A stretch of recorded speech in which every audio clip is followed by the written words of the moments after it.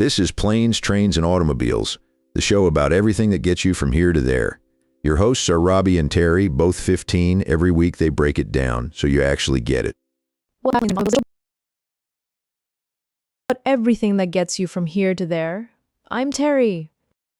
And I'm Robbie, and today we're talking about those little glowing symbols on your dashboard that most people just hope will go away on their own. Spoiler alert, they usually don't. Your car is basically texting you, "We need to talk," and you're just leaving it on read. The dashboard warning light system has been standardized internationally since the 1980s, so a red oil can mean the same thing whether you're in Toledo or Tokyo. Which is extremely reassuring until you realize most drivers can't identify half of them. Studies suggest something like 60% of drivers have ignored a warning light at some point, which honestly tracks. In their defense, some of those symbols look like tiny alien hieroglyphics. Okay, so let's start with the most terrifying one, the oil pressure warning light, the little red oil can. If that one comes on, you pull over, not at the next exit, not after this song, now. Running an engine with no oil pressure is like running a blender with no liquid. It destroys itself in minutes. Literally within seconds of low oil pressure, engine components start grinding metal on metal. An engine replacement can cost anywhere from $4,000 to $10,000. So yeah, pull over. Next up, the engine temperature warning, which is the little thermometer sitting in wavy lines. That means your engine is overheating. And again, this is a stop immediately situation. An overheated engine can warp the cylinder head, which is a repair that sounds expensive because it absolutely is. Okay, but here's one people stress about that's actually less urgent. The check engine light. The cryptic orange engine silhouette, the symbol that has launched 1,000 arguments. A steady check engine light is serious, but not pull over right now serious. It means get to a mechanic within a few days. A flashing check engine light, though, that means your engine is misfiring and you should reduce speed and get it checked today. The check engine light can be triggered by over 4,000 different fault codes, which explains why mechanics plug in a scanner before saying anything. 4,000. I can't even remember my locker combination and my car is tracking 4,000 possible problems. Battery warning light. Looks like a little rectangular battery with a plus and minus symbol. This one's sneaky because people think, oh, I'll just charge it.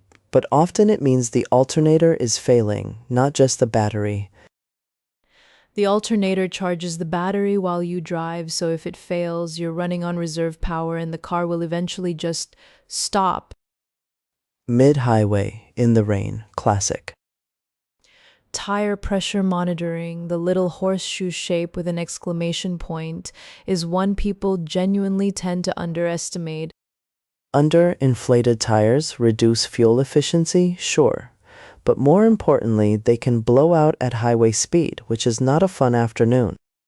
Tires that are 25% below recommended pressure are 3 times more likely to be involved in a crash. That's a real statistic. Most cars recommend somewhere between 30 and 35 psi, and you lose about 1 psi for every 10-degree drop in outside temperature. So when winter hits and that light pops on, it's not your car panicking, it's just cold physics.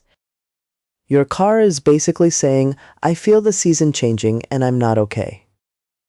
Brake warning light, red circle with an exclamation point or the letter P, could mean your parking brake is on or it could mean your brake. Fluid is low. Low brake fluid is not a check it next month situation. Brakes are the one system where you really don't want to gamble. And the TPMs and brake lights together could indicate a more serious hydraulic issue, so don't ignore the combination. There are also some lights that are informational, like the door ajar light or the fuel light, which don't mean pull over, but do mean pay attention. The average fuel light gives you about 40 to 50 miles of range depending on the car, so you have a little time but don't push it. I think the real takeaway here is that your car is actually very good at communicating. We're just bad at listening. Car designers spend real time on these symbols. The problem is nobody hands you a translation guide when you get your license. Which feels like a pretty significant gap in driver's education. Honestly, Red lights are almost always urgent. Yellow or orange lights mean soon. Blue and green are just informational. Those are your friends. learn that color system and you've already solved half the confusion. And if you're ever unsure, your car's manual has every single light explained. It's in your glove box, probably still in the plastic wrap. Or honestly, just search the symbol online. Someone has already made a YouTube video about your exact warning light at your exact car model.